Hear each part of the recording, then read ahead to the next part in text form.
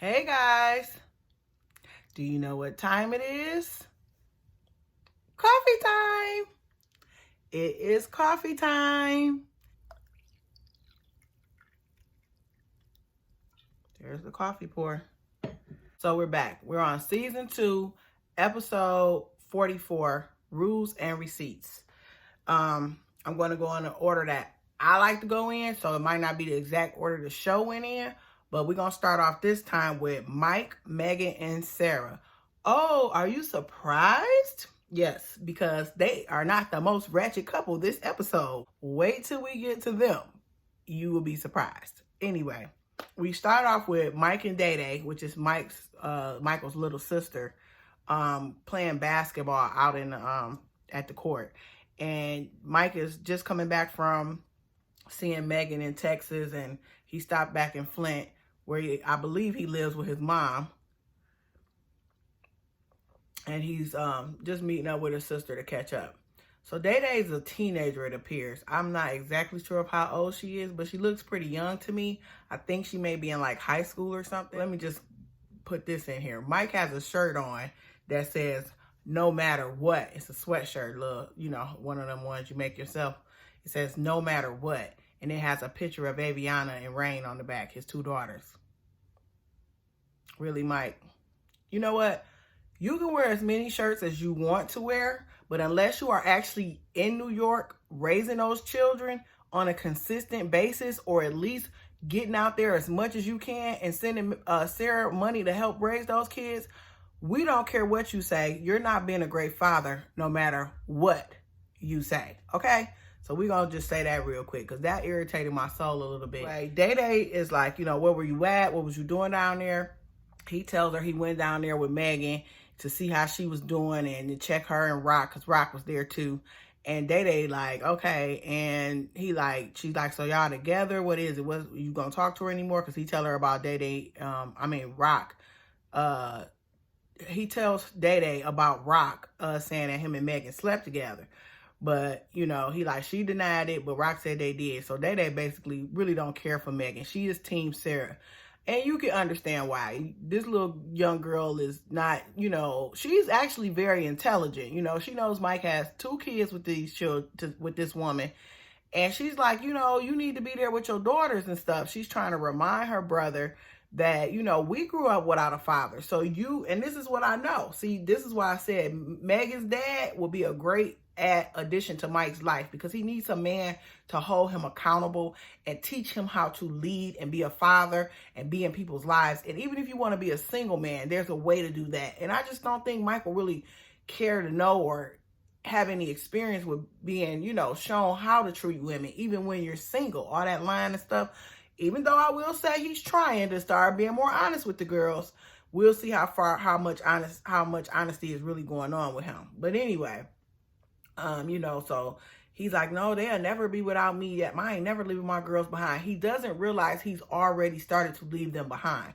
Just because you call and you pop up and you every blue moon visit them, you're leaving them behind. Children need you on a consistent basis. Every parent is not able to be with their child every single day, but they do need consistency. They do need to know, like, hey, you're going to be here every other weekend, or you're going to be here every other month to pick me up, to visit me, to spend time with me. You ask me, he don't have no other kids. He need to be living his butt in Rochester, New York, and trying to get a little apartment and take care of his kids with Sarah. He don't have to be with Sarah, but he need to help Sarah raise those children that he made. That's how I feel about it. He tells Day Day that, he's got another girl, Maria, who he's talked to way back before Sarah, and he rekindled his relationship with her. And, Day Day is not surprised. She's like, he's always been a ladies' man. She just wish he would do better as a man and a father. She's a good sister. She's telling her brother everything he need to hear. And he ain't listening. He is not listening. He deflecting and saying, oh, no, I'm a great dad. I'm going to be there for my daughters. But he really not. Doesn't really care for Megan. So she's like, really, he could have just went on down there. He didn't even have to go to Megan. He could have made a phone call. Which she right. He could have made a phone call to deal with that Megan Rock stuff. She know her brother is on some bull. Okay? She just do. Next, you see Michael with his mom. And, you know, him and his mom talking, and she's just asking him, like, well, what you gonna do, Mike? Are you gonna get a job? And he like, no, I ain't getting no job. I'm not trying to live in Flint. I'm not trying to be here. I ain't about to be getting no job up here. And his mom is like, well, I don't really like being here like that either. But, you know, it's always nice to have my son home and, you know, with me or whatever. Well, here's the thing. He wouldn't have no home to come to with me. If you don't have a steady income, you out here jumping from pillow to post with all these different women, you don't come up here thinking you about to live with me when you in between women. You're not going to do that. Spoiled. Michael is spoiled by his mother and all the other women in his life. Day Day is probably the only real one who holds him accountable without a catch.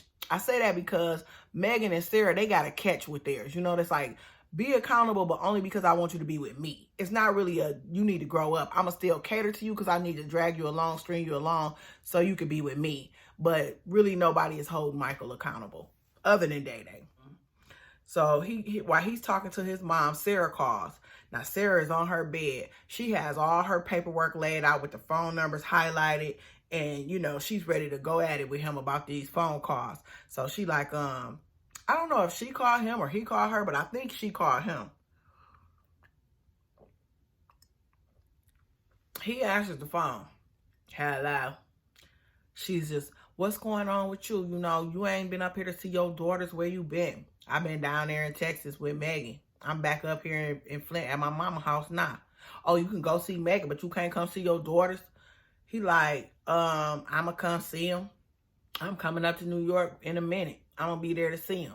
She like, well, I've been watching the phone records and I see all these people you calling and all this stuff, and I'm about to turn our phone off because you ain't even calling your daughters. And he like, why you gotta be doing all that? Like, basically, I'm about to come see him anyway. So she goes and telling them all, and he don't care. He don't care. I don't even know why she took the time to highlight the things. He telling you he been with Megan. He telling you he coming up there. He don't care about none of that. So really, Sarah, throw all them receipts away. If you're going to cut that phone off, cut it off. Because that's how he would have found out the phone was getting cut off. I'm not giving you no forewarning. I'm not being your friend about it. I'm not telling you you should have did this, that, and the third. That's why I always say Sarah like to drag Michael along because she still want him. She want to create some kind of commotion to make him feel guilty, thinking that's going to make him come back. Or to make him feel afraid, like, oh, well, you're not going to have the money that you used to getting, so you better come on. You better come back to me. Not happening. He don't care. He gets off the phone with Sarah. He goes outside and calls his girlfriend, Maria. And he's like, yeah, I want you to come to New York with me. I need to go see my kids and I don't want no drama. You don't want no drama, but you're going to bring a new girl up to your wife that's still got feelings for you and around your kids that she just had that new little baby, but you don't want no problems. You do want some problems. You do absolutely want some problems. I hope this man don't take this woman to his house, that lady's house. I hope he don't. I hope he not that bold, because as much as Sarah get on my nerve, that's not fair to her mentally, okay? You don't have to bring the women around. Yes, you have every right to introduce your children to women that you have a relationship with, that you've established a long-term relationship with, not just some woman you just popping up with. But that's her father. That's the father she chose for her kids. So he can do that as long as those children are safe. However, he shouldn't just go and bring no new chick around his kids or to Sarah's home and he's still legally married to her and they ain't fully separated emotionally, okay? Like, Sarah's still not there yet. So I don't think that's right. So he flies to New York. The girl is with him in the car. They don't show her face. They only show her hands. She a mystery person. So people have found her picture on the internet. I don't know if they're going to show her the next time this airs. I don't even know if this was I thought somebody was saying this was the finale, because I don't remember if we saw any previews, but I'm not sure. I don't think so, but we'll see. So yeah, he basically, he tells the girlfriend, like, I don't want no trouble. He calls Sarah. Sarah like, okay. He like, I'm here. I want to go see my kids. And he like, I'm going to go to the hotel first. So I'm hoping he dropped the lady off at the hotel. Sarah like, all right. Sarah says she don't really want him at her house. She looked like she was at her parents' house, because I think Sarah has an apartment. And she says she doesn't tell Aviana that her dad's coming. She's just going to wait and see, because she can't trust Michael. She doesn't know whether he's lying or not. So she's just going to wait. So that was that for that. And the next time we see them, we'll see some kind of drama, I'm sure. But right now, they did not win Ratchet Couple of the Day, okay? They did not. So moving right along. Clint and Tracy, or should I just say Clint trying to get Tracy out of jail. Clint has went to go against his parents' advice and went to an attorney to try to bail Tracy out. The attorney tells Clint she has a $5,000 bond that he has to pay. When she gets out, she gets back on drugs or does anything in violation of that bond, he loses all his money. He tells him that, you know, if she can't clean or go to rehab or whatever and get successfully through rehab, he will lose all his money. And Clint is like, well, I'm going to really have to hold her accountable this time. He's going to be stern and tough on her. And I'm like, Clint, you are nowhere near strong enough to handle Tracy. You are not. Tracy has ran over you multiple times. You are not strong enough. That girl come out, she'll come out clean, say she love you, say she want to change, get back on drugs because you a punk. I mean, you weak. Sorry, I hate to tell you that, Clint, but you weak. You can't handle no woman like her. She been cutting corners and getting through life as a drug addict for a long time. And you just about to waste $5,000, bruh. The attorney tells Clint that she is facing 2 to 20 years because Texas don't play that. Texas ain't banned her shenanigans. Clint says he didn't realize that she was facing such a long time.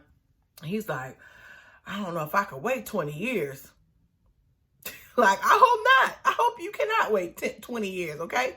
At that point, she'll have a girlfriend, and they'll be good, okay? She won't need you no more. So that little $5,000, I would hold on to it if I was you, Clint. But that's just me. Moving right along. Tony and Angela. Angela says Tony is back in the house. I let him back in, but he's going to apply to some rules. She asks Tony, Tony, are you conning me? Or are you just conning me, Tony? What Tony say? What you think the con man would say to somebody who asks him that? No, who, me? Oh, no, I'm not conning you, baby. I love you. I would never do that. Why would I con you? You're such a beautiful woman that I love so much. He tells Angela, no, I'm not conning you, baby. I wouldn't do that to you. First of all, Angela, what con man is going to tell you that he is conning you? Please tell me.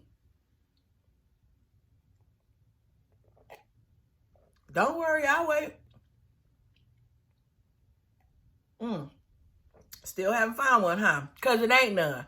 Con men don't tell you that they conning you. They just con you, fool. Anyway, she goes down and breaking down the house rules for Josh. She goes down breaking the house rules down for Tony. Tony can have no drugs, no prostitutes, no extra money, no, and he has to do, she said she give him a couple $100 a month. Tony got a job. Why are you giving him a couple $100 a month? See, again, controlling and babying grown men. You think giving him a little bit of money would have kept him all in your face and loving you and doing you right? No, because people like that don't care. He gonna take your money, go buy Barbara a drink at the bar, and screw Barbara and Susan at the hotel he work at. He don't care about you giving him a couple $100. You just gave him a couple $100 to help cheat on you. She said she ain't giving him no more money. That's on his rules list. I'm going to post the rules list so y'all can see what the rules look like, okay? He got to do a drug test randomly. He get random phone searches and car searches. I thought Tony rode a bike. I guess she's going to check his bags on his bike.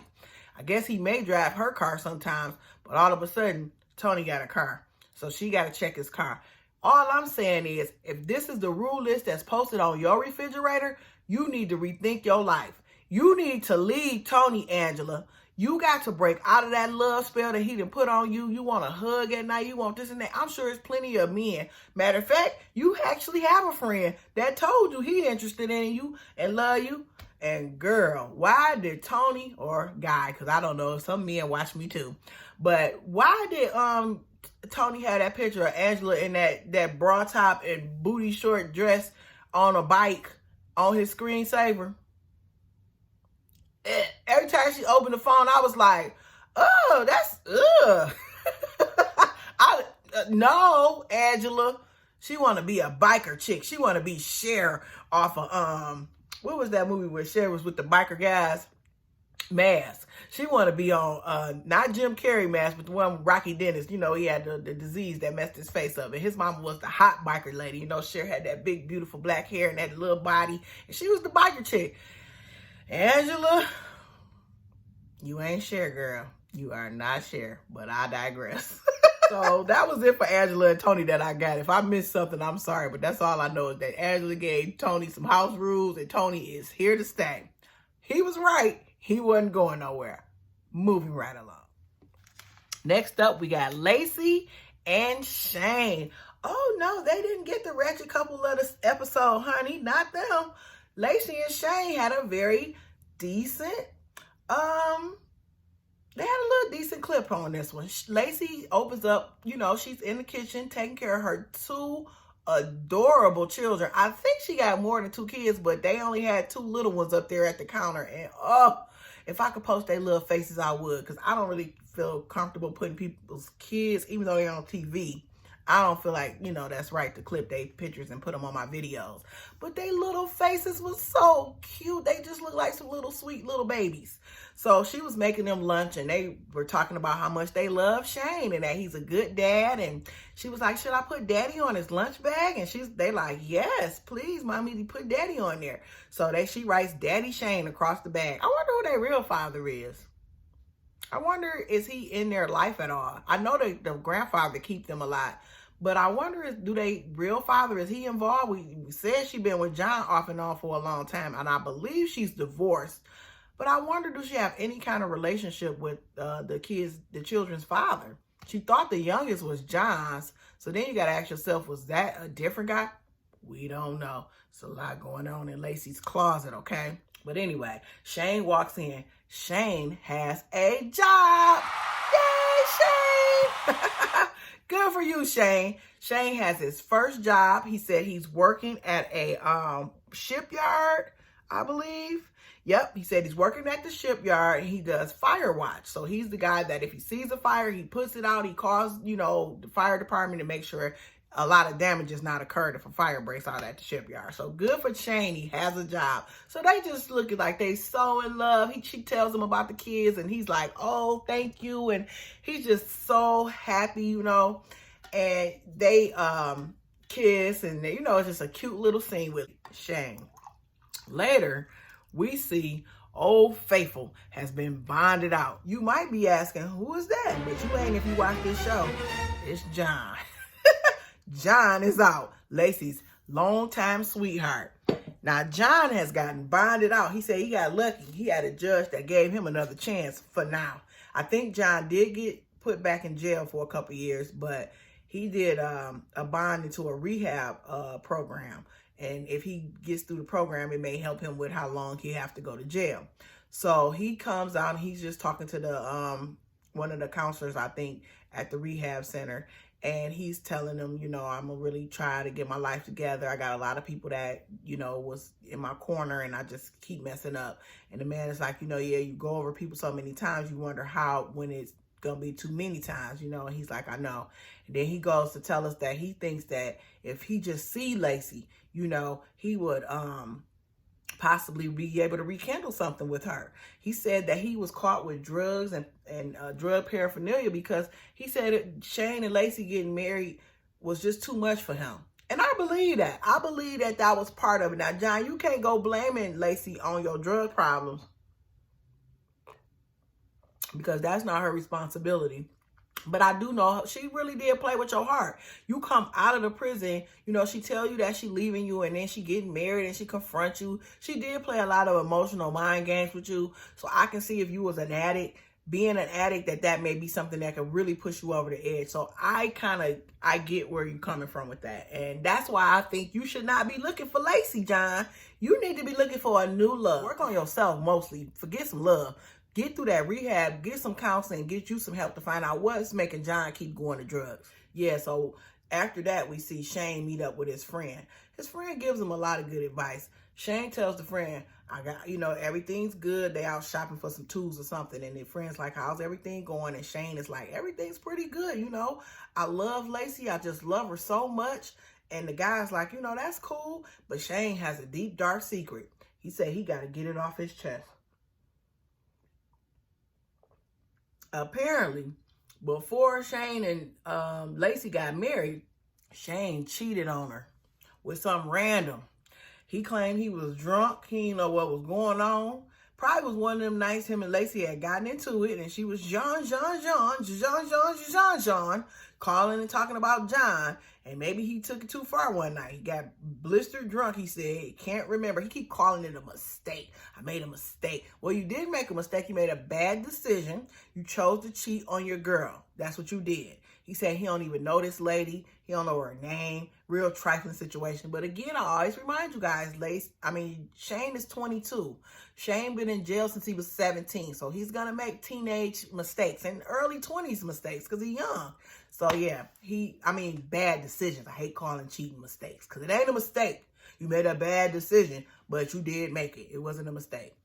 So he tells the friend, like, I think I just want to tell her, I feel so guilty. And the friend, like, first of all, the friend ain't stupid. He know, like, this on camera, so she gonna know. Then the friend, like, man, you gotta look at the whole picture. Like, bro, you got everything going good for you right now. That's gonna break her heart. She gonna be mad. And he like, I know. I just feel bad. I want to tell her. The friend like, look, dog, you gotta really think this through. He said, this might take it all away. Because the friend is thinking like I'm thinking. She already on the edge because she really still in love with John. So you give her that out when you say, I cheated on you. You're going to give Lacey an out. And she going to get to run back to her man. Or she going to cheat with John and say, that's what you get for cheating on me. What will you be able to say? Nothing. So even though you did it before y'all was married, I bet you she going to hold it against you like you did it after y'all got married. So the friend tells him, I'm going to keep my couch open for you. He said he going to keep that couch because the friend know you getting kicked out. You getting your ass whooped because Lacey don't play. She kicks some butt. She to be John up. She to be Shane up. She is a scrapper, okay? And that's not right. She is abusive. Let's be clear. But she is going to kick Shane's butt. Moving right along. Next up, we have Andrea and Lamar. Oh, Holy Spirit. They almost got most ratchet, okay? She is always the runner-up, I promise you. That dang on Andrea, I don't know how she pronounced it, but I'm going to call her Andrea. She is in her room looking like a sad clown. She's so sad. Lamar come in there. She said, I need to talk. Lamar come in. She tell him she need to talk. She made a bad decision. Something terrible has happened. Lamar like, what's up? Tells them that she told the friends that Priscilla is his biological child. So Lamar is like, what? Like, dang, I just got here. You already putting all this on me? Like, why you tell everybody? So she like, it just kind of came out. And now everybody gonna know. And I feel so bad. And he like, well, and I thought this was a beautiful scene. I tell you, the more and more Lamar is on camera, the more I like him. His wife, I still ain't figured her out yet. This girl got a lot of problems. But Lamar is a good guy. Like, he's like, well, to be honest with you, babe, I'll never trade anything in the world that we did. I would never trade Priscilla in for anything because when you told me you was pregnant with her, he was like, after we made love, he was like, she changed who I was. Like, me knowing that I had a child on the way made me act and do different things in prison that I wasn't planning on doing. I became a better person. He like, I was going to do things that were bad decisions that would have kept me in there even longer. And when I knew I had a baby on the way, I decided not to do that. Now, Lamar is a father. Before he had Priscilla, he has another daughter. And I would think you would hold on to that. But he said the new life woke him up. Maybe he had gotten so used to being in prison. Even though he was a father, he wasn't thinking with his right mind. But when he realized he had a whole nother child on the way, it made him want to aim to do better. And he said she really changed his life. Now, Andrea tells him, you need to tell the kids. Why he gotta tell the kids? Any other time he talk to the kids, you cuss him out. Any other time he talk to the kids, you cuss him out. But this time, when it's your dirt that you laying on the table, you got to make sure he do all the talking. I see you, sis. You ain't right. You ain't right, and you know you ain't right. But anyway, Lamar like, well, okay, when we gonna do it? She like, we need to do it soon. And she like, don't go into the details. Don't go telling them we paid for this. We paid the trustee and we got in the closet. You ain't got. He like, I mean, like, he looking like Tennyson is 17 and Nyla is 14. What you want me to say? Like, I got to tell them something because they going to ask some questions. Again, Lamar, more mature, got more sense than his wife. He got more sense than her. Anyway, go out. Take the kids to some kind of like ice cream party, little sweet snack place. They come in. Now, the kids is already got the defense wall straight up in the air. They like, what's up? Y'all only take us out when you about to tell us bad news, when we need to talk. They like, are you getting a divorce? No, we ain't getting no divorce. They like, no, we not getting no divorce. We need to tell y'all something. Again, they proceed to tell the children that Priscilla is Lamar's biological child. Now, mind you, little Priscilla is at the table, and Priscilla is 7. Now, I have a 7-year-old, and they are very, their intellect is pretty high at 7. You know, they can handle a lot of information. But I don't know if that was the right call right there, like that. It kind of threw me for a little bit. Like, I don't know if the baby should have been there. I think you should have told her a little bit separately, or after you told the oldest two, then all the family come together and explain it to the baby. But they decided to do it all in one full swoop. So she's like, you know, Lamar tells them that Priscilla is his and it happened while he was in prison. And they like, well, you know, the mother goes on to say, what did she tell them kids? Hold on, I got to get this right. She said something like, I know you thought that I was, the Holy Spirit got me pregnant. Say it again. She told her kids that the Holy Spirit, this is blasphemy. She told her kids that the Holy Spirit impregnated her. Is anybody as confused as I am right now? Because what? And the kids immediately say, no, we never believe that. No, we were not that. Tennyson said we're not that gullible, Mom. The children are like, you think we're idiots, lady. We know you be lying, and we just choose to respect you, and we don't disrespect you and say, Mom, why you on that bull? But they just go with the flow with her because apparently their mama is just a big liar. And they know it. So when she goes on to tell them that they telling her because Lamar made the mistake of saying she already had told her friends. They're like, why are you telling us this now? Why you wouldn't have been told us this? This is important information. Why we just finding out? And Lamar goes on to say, well, because she had told her friends, we wanted to let you know. When Nyla found that out, that little 14, see them girls, let me tell you about a daughter. Them girls gonna hold you accountable. Your sons, they love you, mama. They are nicer. They are sweeter. They are more complacent. They will be like, okay, mama, we understand. Even if they got in the back of their brain like, mama ain't right. They don't really hold mama to the fire. But them daughters, them daughters gonna come after you because they got something to say because you've been lying to them. You've been telling them all these rules. You've been feeding them all these scriptures and you living a whole lie. So when Nyla heard that, Nyla got up out her chair. She said, oh, you done told all these people before you told us. You know that they're going to go and tell everybody else. Everybody going to be jip-japping. And me and my brother is none the wiser. We don't know nothing that's going on. And you're our mother, and that's our sister. She was ready to give it to mama. Gonna try to tell her, sit down. You sit here, we gonna talk. No, ma'am. That 14-year-old, you know them girls. She got her little rump up and walked out that door. She was pissed at her mama. She said she don't trust her no more. She said she cannot trust her mom because she's constantly telling her lies. And she keep getting caught in her lies. And now her 14-year-old daughter has lost trust with her mother. And Andrea, you did this to your daughter. You did this. Lamar didn't do this. She said she doesn't feel any type of way about Lamar. She still loves Lamar. These kids love their stepfather and Priscilla's dad. They're good. It's their mama that's the problem. Ooh, if she don't watch these shows and watch some of these reviewers and hear it with an open heart and mind, I ain't trying to attack you, girl. I just want you to know, sis, you got to do better. Stop lying to your kids.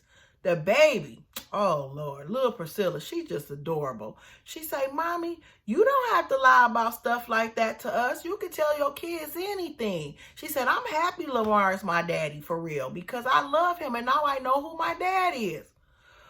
My heart can't take it. These kids didn't even need to be lied to. I know you had to keep it a secret of what happened, but you could have told your children. I do believe they wouldn't have ran around telling everybody. And the wardens and the trustee wouldn't have got in trouble. And Lamar wouldn't have got no more time. It's not so much that you did this to protect Lamar. You did this to protect yourself. And I always wonder, what she tell her friends? What did they think before that? Who did you think this? She was dating Lamar in prison. She got pregnant. And she a Mormon. She wasn't married. Who was supposed to be the daddy? That's the part I don't understand. Did anybody ever ask her, girl, who you get pregnant by? Did she tell her grown friends it was the Holy Spirit? Because I know they know better. But anyway, yeah, that was that. So, Lamar came and checked on Nyla. He asked her, how she doing. And she said she okay. She just upset with her mom. And Lamar tried to make it, soften it up. And, he was there for Nyla. He went straight out there to talk to her. But, yeah.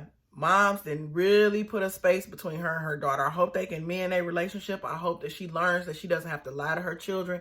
I hope she really looks at herself for what she kind of got I don't know what you want to label her, but it's something going on with her. She don't see the truth. She just want to create this picture of herself, but she don't live that story for herself. Like, that's not really who she is, But anyway, moving right along. Most ratchet couple of the episode is Cheryl and Josh. Yes, Cheryl and Josh won the most ratchet of the episode. They have met up. Now, what I realized when I'm looking at everybody's clothes and the time lapse, this is like the same day, because the last time we see Cheryl and Josh, the mom picked Cheryl up, told them she could stay at her house for 3 days till they find a new place. Just 3 days. Like, it really ain't until they find a new place. She got 3 days. That's what the mom said. They pick the little boy up with Cheryl and they go back to the mom house. And then they ask the mom for her car and they tell her that they want to go eat and talk about their plans to look for a home. So this got to be like the same day. I don't feel like no days have lapsed when this situation occurred. They go out to eat. They talk about their plans of looking for a home and how they feel like their relationship going to be better when they, get their own space. And Josh mentions that he can come off the ankle monitor once he has a permanent address that he's going to be living at. But until then, he has to keep his ankle monitor home. They have a little dinner and they just talk and flirt with each other. And Josh is ready for some McLovin, okay? They go back to the house, go back to Tina's house and make love in Josh's room. And Cheryl makes the comment that she loves making love in Tina's house because she knows that she don't want her having sex in there. And that makes her feel good. She is such a bitch. I'm sorry. This girl is an asshole, okay? She hate this lady that's helping her. Like, the thing about it is Tina don't like her. She don't really respect her. But at the same time, she loves Josh and she trying. She is trying. Like, she let you back in her house. She picked you and your son up out of the hot weather and took you home to her house and told you could stay for 3 days. Rent free, payment free, just get out. That's all her requirement was. Clean up after yourself and get out. I never understand this girl. This girl, Cheryl, is crazy. So she's like, so they're talking. After that happens, there's Tina and Cheryl is in the kitchen and they just chit-chatting. And she asks her, did she get the kids off to school? And Tina tells her, like, I got them late, but they got there, better late than never. She a grandmother. You know how grandparents be. They can't do everything perfect because they're older and they tired, okay? So she gets the kids off to school. Well, they still in the kitchen just chit-chatting. So Tina asks Cheryl, like, what are y'all plans? Because, again, this is still just the first day. Like, she's like, are y'all can't keep doing this back and forth stuff. And, breaking up, getting back together, breaking up, getting back together. She's like, you too old for it. Tina telling the truth. And Cheryl like, well, don't tell me, tell your son. And she like, well, it's him, but it's really you. She like, it's not just you, but it is you. Because something wrong with Cheryl, y'all. Something is wrong with Cheryl. Josh is not a saint. No, he is not. But Cheryl got some kind of mental problem. I'm telling you, she got to be bipolar. Because she snap at nothing. Like, nothing be going on. And she just snap. So they in their kitchen talking. So she's like, it's not my fault your son picked this unsafe castle. So she going back to when Josh and her broke up over the castle that he chose. She said that he broke up with her because she told him that the castle wasn't safe. Now, you just clearly only told a small portion of that story. That was something you said that was like the last part that he wanted to hear. But before that, you was comparing it to your sister wedding. You was telling him how trash it was. And he was so excited. Like, just learn how to read people, girl. Like, this man that love you took the time to pick a location for a wedding. It's his wedding too. I would have been appreciative of the fact, even if you know that you're not going to choose that, just play it off, sister. You got to learn how to be like, oh, okay, I can see what you're saying, but maybe it might be having some safety issues. We got to think about the kids. Learn how to use your words. But she ain't got no filter. She don't have none of that. So she was very funky, very nasty, and told him how unsafe it was and how she just ain't had time for it. Josh immediately was over it and broke up with her ass. He was tired. He did not want to be bothered with that drama. So he just was like, whatever, I'm going to get it for my new girlfriend one day then. You can get the moving. And she running out there, I just got dumped because of this trashy castle. No, you got dumped for your trashy personality. Anyway, so she goes on to tell Tina, I'm going to, it's this coolest insane asylum that's in Michigan that I want to get married at. Please stop trying to come to Michigan. Please stop trying to come. We don't want you. We do not want you, Cheryl. Stay your ass in Colorado. I'm cussing a little bit more in this video because Cheryl is crazy. She crazy. She can stay right in Colorado where she at or go back to Texas. But Michigan don't need no more of you. We got enough, okay? We got enough of you Cheryls running around here. So Tina looking at her like an insane asylum immediately. She like, I'm not going. Tina says she ain't going. Tina like, is you psycho or something? What's wrong with you? Now you got to understand, the way Cheryl found Josh was she was looking for one of those serial killers. She wanted to send them money. She was hunting a serial killer online. She had fell in love with serial killers and found Josh in the meantime and between time. So Tina noticed, and Tina tells her, Josh come up like, what y'all talking about? And Tina like, your girlfriend is crazy. She was looking for a serial killer, but you not a serial killer. You a thief, but you ain't no serial killer. Her son is a thief, because even Cheryl said they gonna have a hard time finding an apartment or a house because who's going to rent to somebody who have stolen everything from everybody? And Josh, it's something about Josh. Like, I think he's a nice looking guy and he got a nice personality, but he a thief. So you can't trust a thief. I don't know whether he conning us or what, but Tina just telling Josh, like, your girl got mental problems. Like, she telling me she want to get married in an insane asylum. And Josh like, yeah, she told me that crazy stuff too. They joking about it and stuff. And everything seemed to be cool. But Cheryl is getting offended deep down.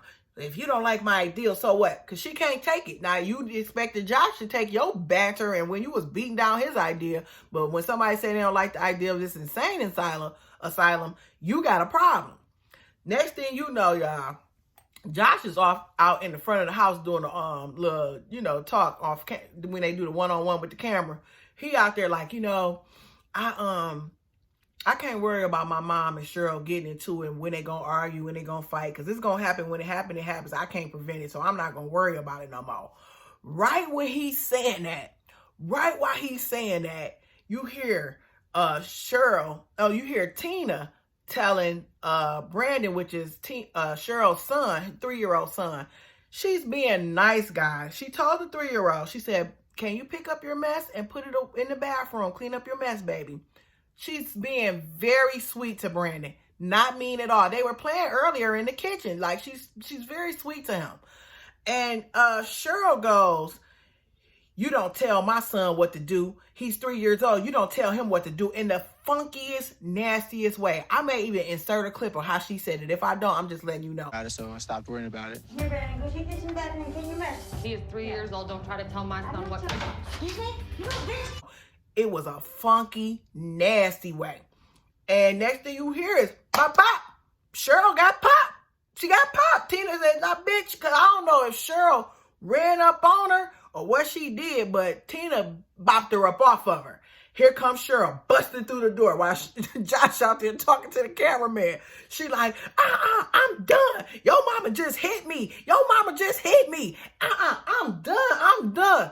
Girl, Cheryl run around and go back in that house with a little bony self, and Josh it took him a second to click in, but he like, oh God, they about to fight. So he running that house so quick because he like, my mama gonna whoop her ass. He know his mama gonna whoop her butt. Yes, Lord. This one was a mess. That was my most ratchet couple. Tina whopped her. She whopped her. She couldn't take it no more. And it was off camera. We hear it on the mics, but we didn't see the recording. So, Tina, just stick to your story. You don't know what she's talking about. The police come knocking at your door. But Cheryl, you're not right. You are not right. And you don't know how to be a mother. Your kids are usually with your grandparents, it seems. And where are all her kids' daddies at? Where are these fathers at? You know, they quick to talk about black men not being in their kids' life, but where's all these little white babies' daddies at? I ain't trying to go there with the race card, but I'm just saying, where is the pappies? Where are they? Cheryl was wrong as two left shoes. How you gonna be up in somebody's house that's with you, letting you and your son stay there, and go off on them for just telling a 3-year-old to pick up a 3-year-old is responsible enough to pick up a little bit of mess and put it away. That's not no big ass. She not hurting him. She didn't hit him. She didn't yell at him. She was very nice to the baby. And you just wanted to pick a fight with her because she didn't like your insane asylum idea. That's what it really is. And you can't stand to talk about she want to smack the dentures out of her mouth, and she ain't smacked them dentures out when she whipped her up in that house, did she? She ran out there to Josh. She ran out there to Josh and said, get your mama. She crazy. Josh ran in the house because he like, yes, my mama is crazy, and she about to whoop your ass. Oh, God. I had to watch that scene a couple times, y'all. It was too funny to me. Cheryl finally got that whop she deserved. And she did deserve it. You already could tell just how she talk about Tina, that she just don't have any respect for this lady. And I can see now why this lady don't like her. Like, I don't think it's just the fact about the mama accusing her of, you know, because she went and got a beer. What it probably was the lady probably told the man you had enough. And I can imagine Cheryl being like, ooh, F her, you know, she don't have to run you and getting the man the beer. See, that's how she operates. She always want to overrule Tina. But see, you ain't the mama. You don't pay the cost to be the boss up in that house. You need to get your own crib to pay the cost to be the boss. And I think you about to be out on the streets with that baby. I'm going to see if Josh can calm this down. But I don't think after you didn't call yourself coming up on his mama like that, she going to let you stay. But we going to see. We gonna see. That's it, guys. That was it for this episode of Life After Lockup. I hope you enjoyed it. I am going to start doing Married at First Sight. I'm just going to pick up on episode 3 because the first 2, I'll just combine them all because I don't like going through the whole 1, 2, and 3. I'm going to pick up when it start getting a little juicy and give you a little background on each couple from what I've seen from the other 2 episodes. So if you watch Married at First Sight, please be sure to come check my channel out. I hope you like, share, and subscribe my videos and to my channel. I will be doing other things. If you like mukbangs, I do mukbangs as well. And you can check those videos out as well. So hope to see you soon. Bye.